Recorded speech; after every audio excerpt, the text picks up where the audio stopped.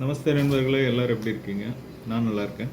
வெள்ளிக்கிழமை காலையில் 10 மணி. காலையில் எழுந்து ஜிம்முக்கு போயிட்டு வந்தேன். சாண்ட்விச் ரெடி பண்ணிவிட்டு இன்றைக்கி ஒரு 12 மணிக்கு ஒர்க்கை ஸ்டார்ட் பண்ணலாம். இந்த வாரம் நான் உபேரில் 524 ரியாஸ் சம்பாதிச்சிருக்கேன். இந்த 5 நாளைக்கு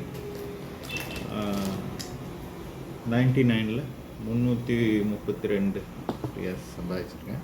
இது கம்மி தான். ஏவரேஜாக ஒரு நாளைக்கு 300 ரியாஸ் நான் சம்பாதிச்சாகணும். ப்ளஸ் இந்த 30 ரியாஸ் எக்ஸ்ட்ரா ஃபுட்டு.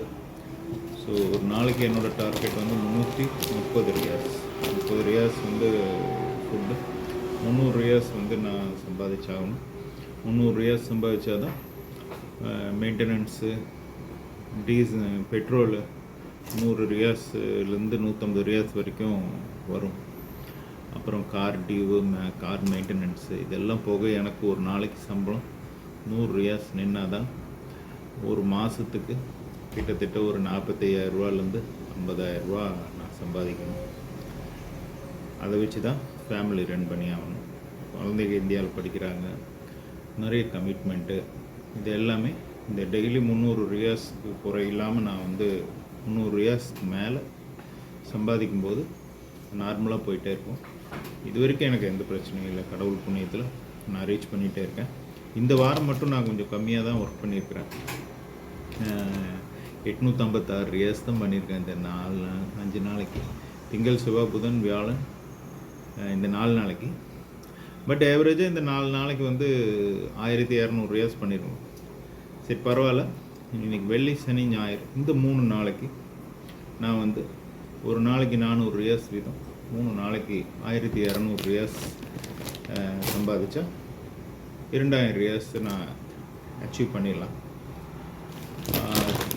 ட்ரை பண்ணலாம். கண்டிப்பாக இன்றைக்கி உபேர் போட்டி வேறு இருக்குது. போட்டி இந்த வாரம் அமௌண்ட் கம்மி தான். பட் ஓகே, போட்டின்னா போட்டி. 150 ரியாஸ் தான் கிஃப்ட்டு. சரி, ஓகே, பார்ப்போம். கிடைச்ச வரைக்கும் லாபம். அதை அடையிறதுக்கு எஃபோர்ட் போடணும் நிறையா. அதுக்கு திட்டமெல்லாம் வகுத்து வச்சுருக்கேன். நேற்றுக்கு டாக்டர்கிட்ட போயிட்டு வந்த நண்பர்களே, டாக்டர் ஒரு விஷயம் மறந்துட்டார். ஆப்ரேஷன் முடிஞ்சு 15 நாள் கழித்து போய் தையல் பிரிக்க போவோம்ல, அது தையல் எல்லா இடத்துலையும் பிரிச்சார். முக்கியமான ஒரு இடத்துல தையல் பிரிக்க மறந்துட்டார். அந்த இடம் உள்ளே எப்படி செப்டிக்கான மாதிரி ஆயிடுச்சு. என்னால் நடக்கவே முடியல, ஊன முடியல. அதுக்கப்புறம் நேற்றுக்கு தான் பார்த்து உடனடியாக அதை ரிமூவ் பண்ணிவிட்டு டேப்லெட் கொடுத்தாரு. ஒரு வாரத்துக்கு சாப்பிட்டுங்க, சரியாயிரும். அதை ரிமூவ் பண்ணிவிட்டு நேற்று நைட்டெல்லாம் எனக்கு பெயின் இல்லை, நார்மலாக இருந்துச்சு. பட் அது போக இன்னொரு இடத்துல எனக்கு அந்த சென்சிட்டிவிட்டி ரொம்ப அதிகமாக இருக்குது. இந்த கார் டயர் என் கால் மேலே ஏறினதுனால அந்த ஒரு நரம்பு ஒரு பாதிப்பு இருக்குது. அதை நான் அடுத்த வாரத்துக்கு வேற ஒரு டாக்டரை பார்க்கணுன்னு சொல்லிட்டு அந்த டாக்டர் அப்பாயின்மெண்ட் வாங்கி வந்திருக்கேன். அடுத்த வாரம் செவ்வாய்க்கிழமை போகணும் இந்த டாக்டரை பார்க்க. சரி, இப்போ தான் எனக்கு கொஞ்சம் நிம்மதியாக இருக்குது. நேற்று நைட்டு நல்லா தூங்கணும். சரி, எனிவே டாக்டர் நேற்றுக்கு தான் இந்த விஷயம் தெரிஞ்சது. அதை சரி பண்ணியாச்சு. இந்த செவ்வாய்க்கிழமை போய் அடுத்த டாக்டர் பார்ப்போம். இந்த 3 நாளைக்கு வேலை சூப்பராக செஞ்சு இந்த மீதி டார்கெட்டாக அச்சீவ் பண்ணணும். அதுதான் என்னோடய இலக்கு. அதுக்குள்ள முன்னாடி ஃபுட்டை தயார் பண்ணிவிட்டு எது எப்படியோ எனக்கு டெய்லி காலையில் எழுந்தோன்னே ஃபுட்டு கொடுத்தா தான் ஆத்ம திருப்தி. நேற்று ட்விட்டரில் ஒரு பதிவு படித்தேன். இன்னொரு பிரச்சனைகளை ஒரு நல்ல ஒரு வார்த்தை டக்குன்னு ஞாபகம் வரல, அருமையான வார்த்தை. அதாவது தர்மம் செய், இறைவன் உன்னுடன் வருவார் அப்படின்னு கடைசியாக முடிஞ்சிருந்துச்சு. அது ரொம்ப டச் பண்ணுற மாதிரி இருந்தது. ரொம்ப நல்ல ஒரு வேர்டு. நீங்கள் எவ்வளோ பாவங்கள் செய்தாலும் அதை டேலி பண்ணுறது, அறிந்தும் அறியாமலும் நம்ம எவ்வளோ தவறுகள் செஞ்சுருப்போம்.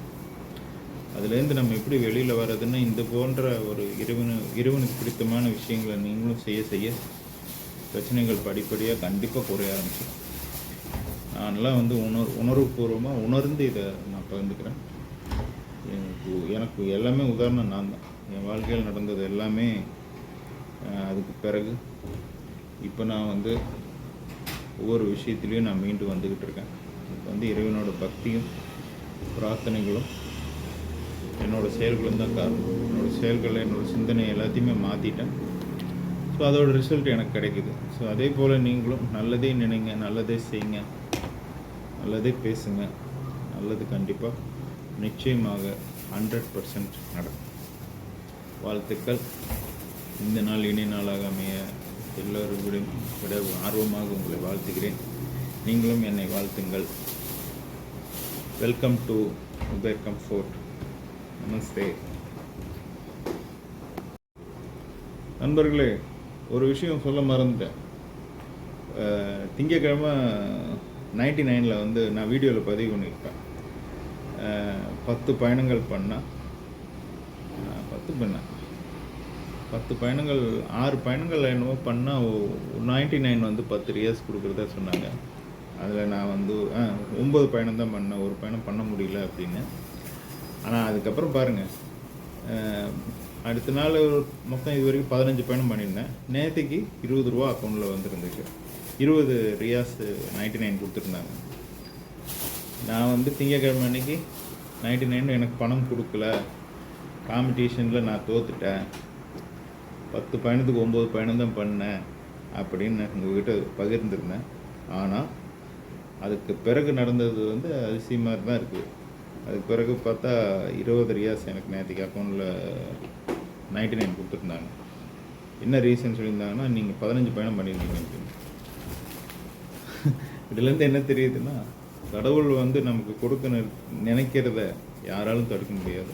கிடைச்சது கிடைக்காம இருக்காது, கிடைக்காம இருக்கிறது கிடைக்காது. இந்த தலைவரோட டைலாக் கண்டிப்பாக பொருந்தும்.